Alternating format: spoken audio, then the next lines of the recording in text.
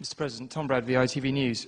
Quite a lot of people in the UK feel that your determination as a country to continue to push for the extradition of computer hacker and Asperger's sufferer Gary McKinnon is disproportionate and somewhat harsh. Do you think it is time now to consider some leniency in this case?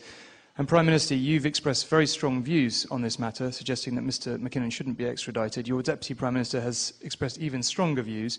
Did you discuss that with the President today? And if not, would now be a good moment to share your views with us once again? Chief of Staff talk to you or concern you about the unknown and the unidentified flying object? Oh, yes, we discussed it at every conference that we had with the military, and they never were able to make me a concrete report on. Do you have anything on the subject, sir? No, I haven't had anything on the subject, and there's always things like that going on, flying saucers, and they've had other things. In the councils of government, we must guard against the acquisition of unwarranted influence, whether sought or unsought, by the military-industrial complex. The potential for the disastrous rise of misplaced power exists and will persist. We are, as a people, inherently and historically opposed to secret societies, to secret oaths, and to secret proceedings. And there is very grave danger that an announced need for increased security will be seized upon by those anxious to expand its meaning to the very limits of official censorship and concealment. And no official of my administration, whether his rank is high or low, civilian or military, should interpret my words here tonight as an excuse to censor the news, to stifle dissent, to cover up our mistakes, or to withhold from the press and the public the facts they deserve to know. Just think how easy his task and mine might be in these meetings that we held if suddenly there was a threat to this world from some other species, from another planet, outside in the universe. We'd forget all the little local differences that we have between our countries, and we would find out once and for all that we really are all human beings here on this earth together. Tell me about the time you once saw a UFO. Well, skies, and it got closer and closer, and when it was just above the treetops, it changed color, and then it stayed there for a while, and then it disappeared into the distance. And none of us could ever imagine what it was, and I still don't know what it was. In '76, he said you'd try and release all information to the public and to scientists about other UFO sightings. Yes. Do you think you achieved that? I'm not sure, but we did release a lot of the information, but I don't know how much was not released. Has America developed flying saucers that are visually indistinguishable from the visitors, as alleged? If the United States Air Force did recover alien bodies, they didn't tell me about it either, and I want to know.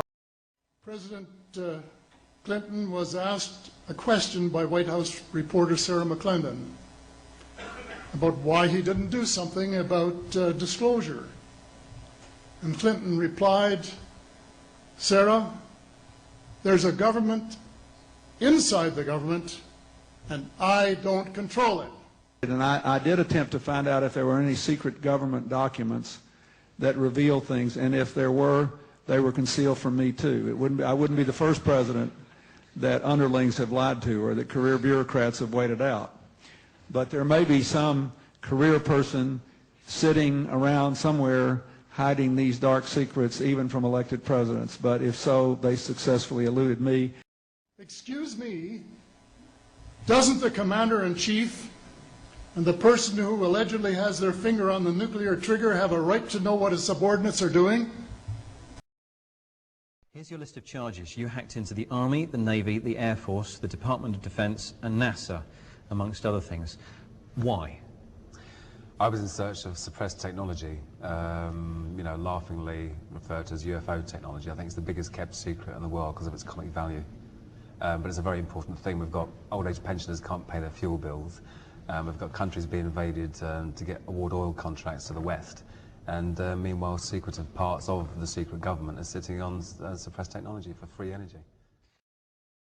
We completely understand that Gary McKinnon stands accused of a very important and significant crime in terms of hacking into vital databases, and nobody denies that that is an important crime that has to be considered. The veil of secrecy must be lifted, and it has to be lifted now.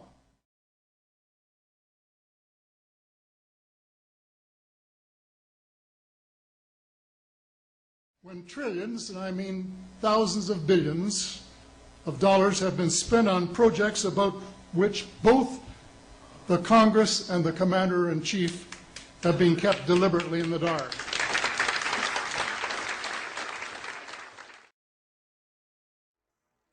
And yet, I ask you, is not an alien force already among us? What could be more alien to the universal aspirations of our peoples than war and the threat of war?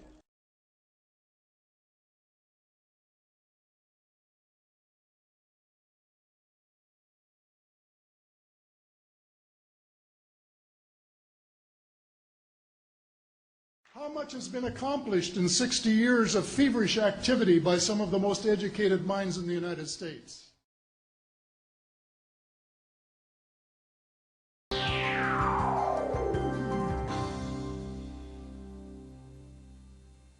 Hello, I'm Bob Raphael, Operations Program Manager for the X-33, and this is the factory floor at Lockheed Martin Skunk Works, where we're getting ready for the first flight of the X-33.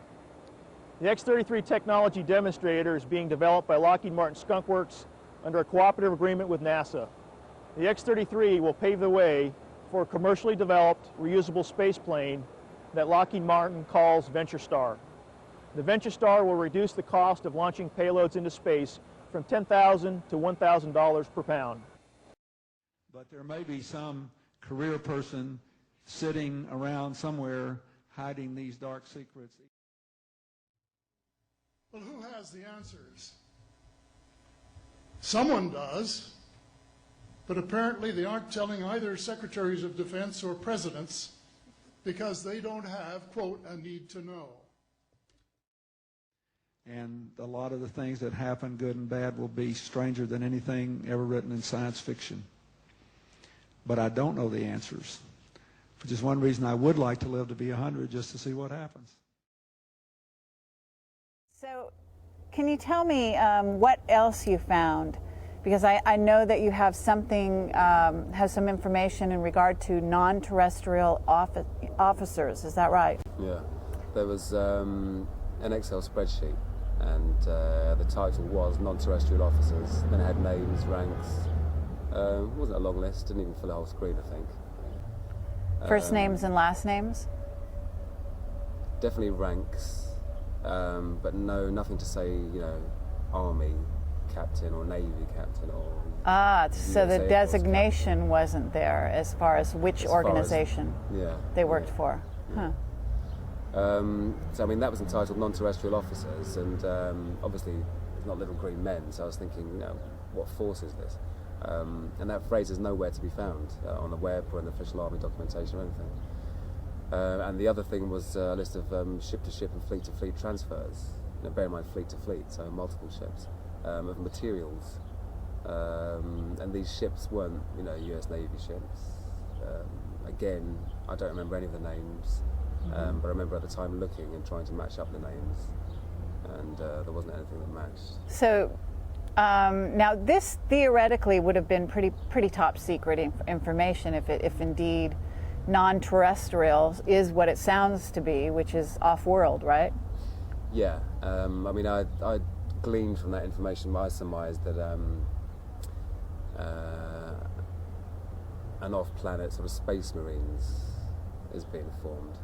And if you actually look at DARPA, Defence Advanced Research and Projects Agency literature at the moment in the last few years, and a lot of the government space command stuff, it's all about space dominance, you know, and it really is, you know, the final frontier.